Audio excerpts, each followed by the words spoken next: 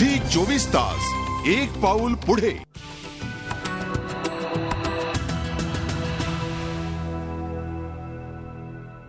Break नंतर स्वागत। राज्यातील मराठवाडा आणि पश्चिम महाराष्ट्र सध्या दुष्काळानं होरपळून निघतोय। या विपरीत परिस्थितीत शेतकऱ्यांना आशेची पालवी दाखवणारा एक अभिनव प्रयोग राबवला आहे तो अकोला जिल्ह्यातील विठ्ठल पागृत या शेतकऱ्यानं। काय केलंय शेतकऱ्यानं पाहूया।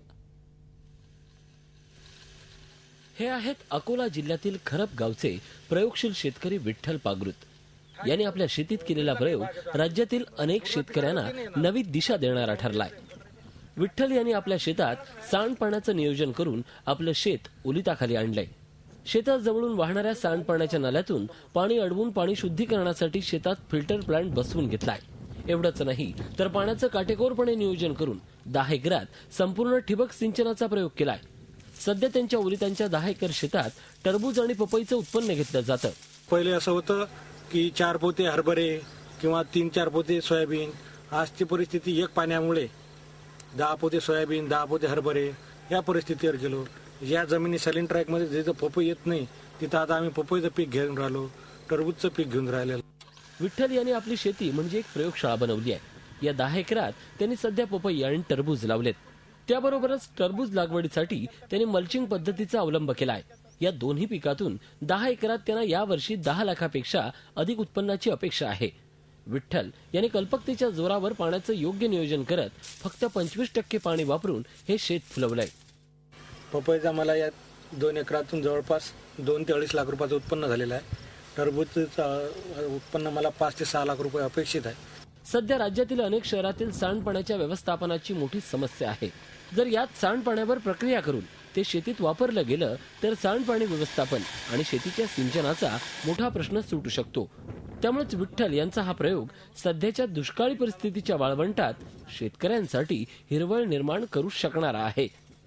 झी 24 ताससाठी जयेश जगड, अकोला। साताऱ्यातील खटाव तालुक्यातल्या एका युवा शेतकऱ्यानं अकोल्याप्रमाणेच केलंय। दुष्काळावर मात करत त्यांनी एक अभिनव प्रयोग राबवलाय। चक्क 1 कोटी लिटरचं शेततळं कष्टानं आणि कल्पकतेनं तयार केलंय आणि यावरच तो आपल्या शेतात लाखोंच्या ढोबळी मिरचीचं पीक घेतोय। गडद लाल पिवळ्या रंगाची ही मिरची। या ढबू मिरचीच्या ढेगांकडे पाहिल्यावर नक्कीच एखाद्या विकसित देशातील शेतीचं दृश्य डोळ्यासमोर उभं राहतं। मात्र ही किमया साधली आहे कायम दुष्काळी भाग म्हणून ओळखल्या जाणाऱ्या खटाव तालुक्यातल्या मांडगी गावामधल्या या युवा शेतकऱ्यानं। दत्तात्रय पाटील असं या युवा शेतकऱ्याचं नाव। सध्या दर दिवसाला दत्तात्रय यांच्या शेतातून 250 ते 300 किलो ढबू मिरची मुंबईच्या बाजारात निर्यात केली जाते आणि येत्या 3 महिन्यात जवळपास 3 लाखांचं उत्पन्न या ढबू मिरचीच्या माध्यमातून मिळणार असल्याचं दत्तात्रय सांगतात। मिरची लावायचा पॉलीहाऊसमध्ये निर्णय घेतला आणि कलर कॅप्सिकम लावावी या उद्देशानं बॉम्बे आणि ऑरोबेल अशा आम्ही दोन्ही मिरचीची याच्यामध्ये रोपे लागण केली। साधारणतः आज या मिरचीला साधारणतः 2 महिने झालेले आहेत। आता मिरची चांगल्या प्रकारे चालू आहे आणि दर एका दिवसात साधारणतः 250 ते 300 किलो कलर कॅप्सिकम निघते आणि सध्या मिरची आम्ही मुंबईच्या बाजारपेठेत पाठवतो। अर्थातच दत्तात्रय यांनी ही किमया साधली आहे ती त्यांच्या कल्पकतेनं आणि त्याला जोड दिली ती कष्टाची। त्यांनी चक्क 1 कोटी लिटरचं शेततळ तयार केलंय।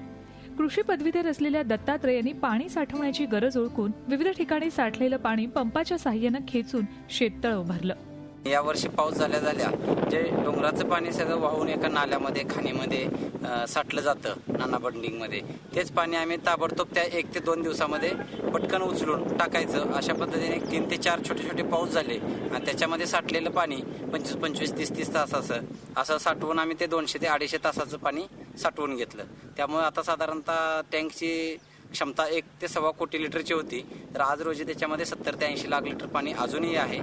कमीत कमी पाण्यात पिकं अधिक कशी चांगली येतील याचंही दत्तात्रय यांनी नियोजन केलंय। ठिबक सिंचन आणि डिफ्युजर तंत्रज्ञानाचाही वापर त्यांनी पाणी बचतीसाठी केलाय। त्यामुळे पाण्याबरोबरच विजेचीही बचत केली जाते। पाण्याच्या कमतरतेमुळे काढून टाकावी लागली असती अशी डाळिंबाची बाग सुद्धा त्यांनी डिफ्युजर तंत्रज्ञानानं जगवली। आम्ही एका झाडासाठी 4 डिफ्युजर वापरले।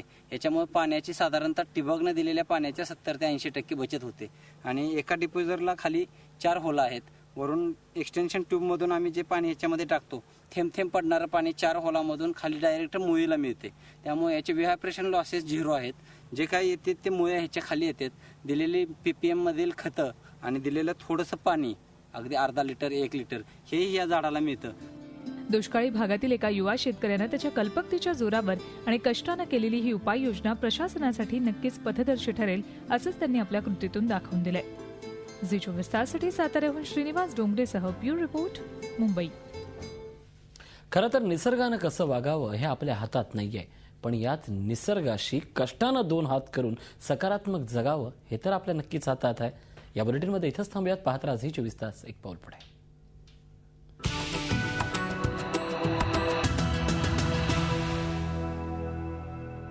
झी 24 तास, एक पाऊल पुढे।